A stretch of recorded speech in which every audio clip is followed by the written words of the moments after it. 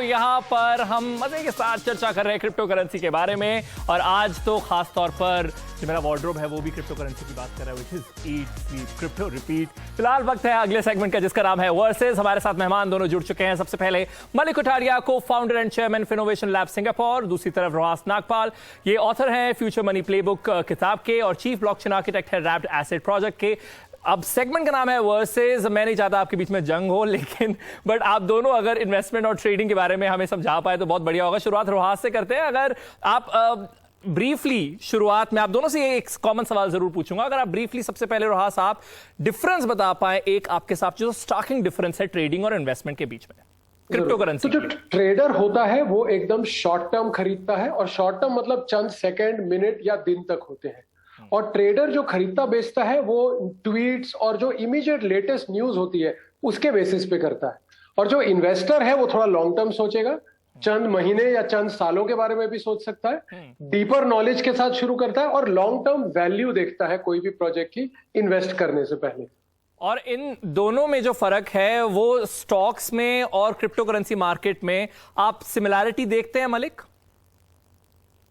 कुछ सिमिलैरिटीज है, कुछ डिफरेंसेस भी है। जैसे रोहास ने कहा, अगर आप इन्वेस्टमेंट को देखें, मतलब मैं आप इनफैक्ट शुरू करने से पहले एक कहावत कहना चाहता हूँ जो हम आई थिंक जो स्टॉक मार्केट या कोई भी मार्केट में निवेश करते हैं उन्होंने ये जरूर सुना होगा।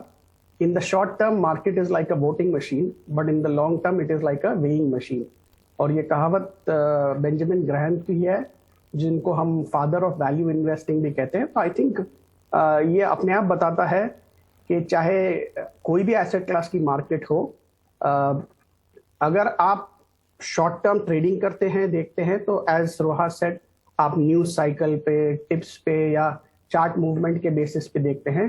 जबकि आप अगर लॉन्ग टर्म निवेशक हो, इन्वेस्ट करते हो, तो आप बेसिकली उसमें क्या वैल्यू है, मतलब शॉर्ट टर्म में वो voting machine, popularity contest, buy sell के बीच में क्या रेशियो है वो देखते हो, बट लॉन्ग टर्म में उसकी क्या वैल्यू है और उसके क्या प्रोस्पेक्ट्स है, उस हिसाब से वही वेइंग मशीन जैसा है, उसमें कितना वजन है, उस हिसाब से आप उसको डिसाइड करते हो। तो इन्वेस्टमेंट और ट्रेडिंग इन दोनों के बीच में अब डिफरेंस हम फोकस के हिसाब से समझ लेते हैं। तो रोहास आप बताइए कि जो इन्वेस्टर है मार्केट में, क्रिप्टो करेंसी की मार्केट में, उसके लिए क्या बेनिफिट्स हैं? जरूर। तो आज जब देखा जाए तो हमारी टोटल क्रिप्टो मार्केट की मार्केट कैपिटलाइजेशन जो है वो करीब $3 ट्रिलियन है, और मैं मानता हूं कि अगले साल के अंत तक 5 ट्रिलियन बन सकती है। तो मतलब $2 ट्रिलियन डॉलर है कमाने के लिए। पर हमें थोड़ा केयरफुली करना है और सोच समझ के। ऐसा नहीं होने वाला है कि हर क्रिप्टो बढ़ेगा। 13,000 क्रिप्टो हैं और हो सकता है शायद 100 या 200 ही हो जो आगे बढ़े। तो प्लीज सोच समझ के, रिसर्च करके डिसाइड कीजिए कि आपको कौन से क्रिप्टो लेने हैं, बहुत जरूरी है। और मलिक आप बताइए ट्रेडर्स के लिए मार्केट में क्या है?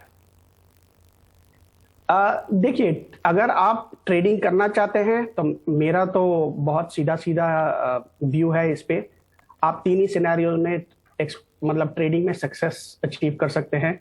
या तो आप इनसाइडर हो या क्रिप्टो वेल हो, इसके बारे में हमने पिछली बार भी चर्चा करी थी जी। या आप टेक्निकल चार्ट्स पढ़ना जानते हैं, उसमें आप माहिर हो। आप अगर वो कर भी लेते हो तब भी जैसे हमको पता है मार्केट में ज्यादा करके एल्गोरिथमिक ट्रेडिंग होता है, तो आप बियॉन्ड द पॉइंट एल्गोस के सामने टिक नहीं सकते।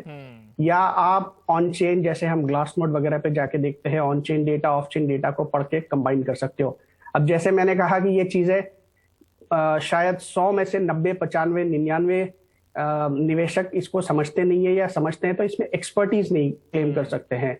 तो ट्रेडर उन्हीं को कहा जा सकता है जो क्रिप्टो के कॉन्टेक्स्ट में ये तीनों में से कोई एक या 2 या 3 चीजों को फॉलो करके इसमें एक्सपर्टीज हो या माहिर हो, तब जाके इसमें वो इसका फायदा उठा सकते हैं। वरना आप लॉन्ग टर्म इन्वेस्टर बने रहो, अगर आप उस चीज में बिलीव करते हो, वही बेहतर है। बिटकॉइन में ट्रेडिंग और इन्वेस्टमेंट की भी अब बात कर लेते हैं। मलिक, अगर क्विकली आप बता पाए कि बिटकॉइन की ट्रेडिंग में किस तरीके के कुछ या अलग तरीके के अगर बेनिफिट्स हैं तो। देखिए, अब ये वक्त आ गया, ये पिछली बार मुझे याद है रोहास ने भी कहा था कि अगर आप 5 साल या 4 साल या 3 साल पहले ये सवाल पूछते तो बिटकॉइन को बहुत ही स्पेकुलेटिव एसेट माना जाता था। 10, 15, 20% का उतार चढ़ाव काफी नॉर्मल माना जाता था। अब वो एक क्रिप्टो के संदर्भ में एक मैच्योर एसेट क्लास हो चुका है, सबसे बड़ा है, $1 ट्रिलियन के ऊपर है। अब उतार चढ़ाव भी होता है तो 15, 20, 25% नहीं होता है, 5, 6, 7% जैसे एक मैच्योर इन्वेस्टमेंट क्लास होता है उस हिसाब से होता है। तो बेसिकली आप अगर बिटकॉइन में ट्रेडिंग करते हैं तो आपको मुनाफा भी, मतलब वॉलेटिलिटी उसमें कम हो गई है, तो आपको अपसाइड भी उतना कम होगा, डाउनसाइड भी कम होगा। और ये इंस्टीट्यूशंस जो इसमें आए हैं ज्यादा करके क्रिप्टो, वो खासतौर पे बिटकॉइन या इथेरियम में ही, ईथर में ही इन्वेस्ट करते हैं। उनको कम वॉलेटिलिटी चलती है जहां तक थोड़ी स्टेबिलिटी हो। जबकि हमने पिछली बार जो डिस्कस किया था मीम कॉइन या जो नई चीज है जो आज का फ्लेवर ऑफ द सीजन है, वो आज भी हम देखते हैं एक दिन में, एक हफ्ते में 100% ऊपर गया। फिर हमने पिछली बार शिबा इनू की बात करी थी, उसके बाद वो 2 दिन में 50% से नीचे गया। तो बिटकॉइन अब वो एक mature asset class at least crypto के संदर्भ में कहा जा सकता है। ओके, तो रोहास आप ये मानते हैं कि शुरू में लोग इसे ट्रेडिंग के लिए आते थे बिटकॉइन के लिए, और अब वो इन्वेस्टमेंट की तरह देखते हैं बिटकॉइन को? जरूर, मैं भी ये बात को जरूर मानूंगा। तो शुरू में तो मैक्सिमम लोग उसको ट्रेडिंग और स्पेकुलेशन या गैम्बलिंग से ही करते थे, पर अब क्या होने लगे, जैसे आपने देखा होगा ईटीएफ भी शुरू हो गए हैं, एक्सचेंज ट्रेडेड फंड्स। दूसरा हम देख रहे हैं कि जो लार्ज कंपनीज हैं, जो एंटरप्राइजेस हैं, जो स्टॉक मार्केट पे लिस्टेड हैं, वो भी बिटकॉइन खरीदने लग गए हैं। और बहुत सारे बैंक्स भी अब उसकी तरफ बढ़ रहे हैं, वो अपने कस्टमर्स को बिटकॉइन खरीदने बेचने के भी सॉफ्टवेयर दे रहे हैं। तो मेरे हिसाब से अभी बिटकॉइन काफी हद तक एक globally recognised stable financial asset बढ़ने की तरफ शुरू हो चुका है। अभी भी थोड़ा टाइम तो जरूर लगेगा, पर बहुत फर्क पड़ गया है पिछले कुछ सालों में।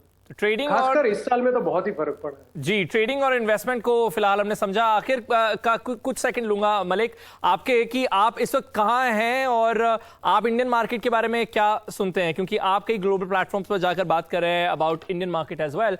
आप क्या सुन रहे हैं इंडिया के लिए ऑन ग्लोबल प्लेटफॉर्म्स? देखिए, जैसे रोहास ने कहा, पिछले 2 साल में और खास करके इस साल में जो लेवल ऑफ अडॉप्शन और इंटरेस्ट हमने क्रिप्टोज में देखा है इंडिया में, वो तो मतलब कंप्लीटली स्टैगरिंग है, माइंड ब्लोइंग है जी।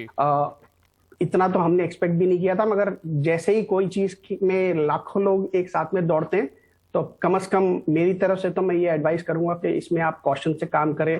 अगर आप वो 3 कंडीशंस नहीं फुलफिल कर पाते एक्सपर्ट ट्रेडर की, तो बेहतर है कि आप लॉन्ग टर्म निवेशक बन के रहें। बिटकॉइन हम सब जानते हैं लिमिटेड सप्लाई है, डिमांड बढ़ता जा रहा है, मतलब लॉन्ग टर्म में उसकी वैल्यू ऊपर ही जाएगी, जिसको हम हॉडल स्ट्रेटेजी कहते हैं बिटकॉइन की भाषा में, HODL, hold on for dear life. आप हॉडल करें, ट्रेडिंग करने की कोशिश ना करें, तो आपको 1, 2, 3 साल में उसका अच्छा फायदा मिलेगा। जी, बहुत बहुत शुक्रिया आप दोनों का हमारे साथ जुड़ने के लिए और अपने ख्याल हमारे साथ शेयर करने के लिए।